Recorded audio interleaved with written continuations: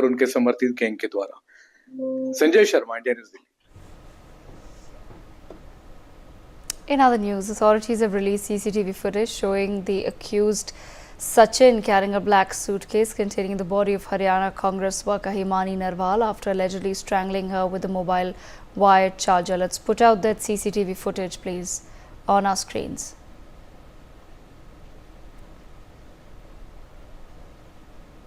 27 तारीख का दिन था जब हिमानी नरवाल और सचिन जो आरोपी बताया जा रहा है उसके मर्डर का वो साथ में थे और उसके बाद कुछ झड़प हुई और हिमानी नरवाल ने अपनी जान गंवा दी। और फिलहाल हम मौजूद है करौंदा गांव में जहां पर सचिन की जो दुकान है यानी कि मोबाइल रिपेयरिंग की जो दुकान है वो यहां पर है। फिलहाल दुकान बंद है, ताला लगा हुआ है क्योंकि सचिन को गिरफ्तार कर लिया गया है और वो अकेला इंसान था अपने परिवार में जो ये दुकान चलाता था, जो मोबाइल रिपेयरिंग की दुकान उसकी यहाँ पर चल रही थी। और उसके बाद अब गिरफ्तारी उसकी हो चुकी है, उसकी तरफ से बयान भी सामने आ चुका है कि किस तरीके से सिलसिलेवार तरीके से उसने बताया कि उस शाम को 27 तारीख को क्या हुआ। और ये कनौंदा गांव है, यहाँ की तस्वीरें भी हम आपको दिखा दें कि ये बहुत एक छोटा सा गांव है जो झज्जर डिस्ट्रिक्ट में पड़ता है और यहाँ पर एक ही इलाका है जहाँ पर सभी जो दुकानें हैं, जो मार्केट एरिया है वो इस गाँव का है और उसी मार्केट एरिया में ही सचिन की जो दुकान है वो यहाँ पर मौजूद है। और आसपास के जो दुकानदार हैं उनसे भी बातचीत करने की जब हमने कोशिश की तो उन्होंने कहा कि बहुत ही सुलझा हुआ आदमी था, कर्ज में डूबा हुआ था, लोगों से उधार भी उसने लिए हुए थे और लोगों के लिए यहाँ पर ये बिलीव कर पाना मुश्किल है कि इतने बड़े आरोप यानी कि मर्डर के आरोप में फिलहाल सचिन की जो गिरफ्तारी है वो हो चुकी है। सबसे इंडिया न्यूज की टीम लगातार हर एक पहलू पर जांच कर रही है, हर एक जगह पर वहां पहुंच रही है, जो चाहे वो सचिन से जुड़ी हो या फिर हिमानी नरवाल से जुड़ी हो। और ये जो दुकान है वो सचिन की है। फिलहाल अभी 3 दिन के रिमांड पर सचिन को लिया गया है, सीआईए की टीम मौजूद है, पुलिस हरियाणा पुलिस लगातार इसकी जांच में जुटी हुई है और अभी भी कुछ पहलू हो सकता है कि इस पूरी खबर में, इस पूरे मामले में निकलकर सामने आ सकते हैं। कैमरा पर्सन अविनाश के साथ मैं मेहंदी गर्ग, इंडिया न्यूज हरियाणा।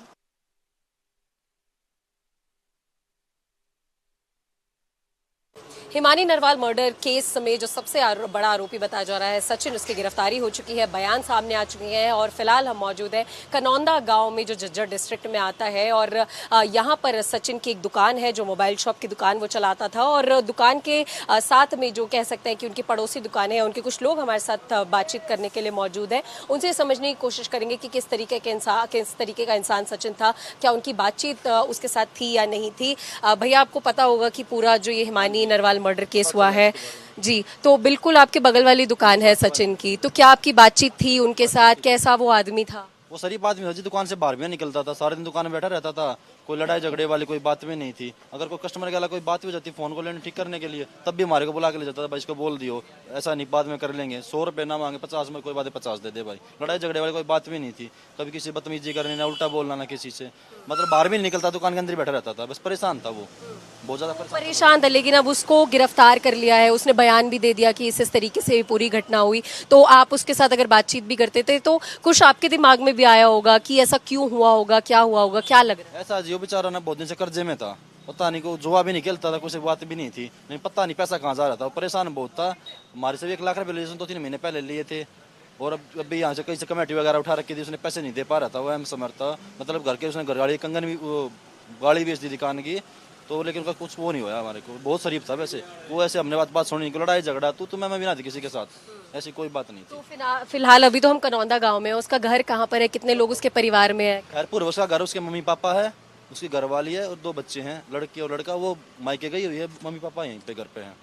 तो उसकी शादी को कितने साल हो गए, कितने बच्चे हैं? 2 बच्चे, 8 साल की लड़की, 4 साल का लड़का, 10 साल शादी होगी उसकी। तो ऐसा भी कुछ सुनने को मिल रहा है कि वो अपने माँ बाप से अलग रहता है, 2 अलग अलग घर है या साथ ही? एक ही साथ घर में रहते हैं, वैसे अलग अलग हैं, घर एक ही में साथ ही रहते हैं, एक ही घर में रहते हैं। एक ही घर में। भैया, आपसे भी पूछना चाह रही हूँ मैं, अगर एक ही चीज बता पाए कि कैसा इंसान था वो, अगर आपकी बातचीत भी होती थी, क्योंकि एक बहुत बड़ा आरोप उस पर अब मर्डर का लग चुका है। बिल्कुल शरीफ लड़का था मैडम जी, कोई ऐसी बात नहीं थी, किसी के साथ कोई झगड़ा नहीं, कभी भी कोई पुराना मुकदमा नहीं, बिल्कुल शरीफ लड़का था, या सबके साथ अच्छी तरह रहता था, बहुत अच्छा बर्ताव था, अच्छा लड़का था। अच्छा लग रहा था। तो देखिए ये कनौंदा गांव के लोगों का कहना है और यहाँ पर ही सचिन की दुकान है जिसमें वो काम करने के लिए आता था। मोबाइल रिपेयरिंग की उसकी दुकान है, उसकी तस्वीरें भी हम आपको दिखा देते हैं जो फिलहाल अभी बंद है।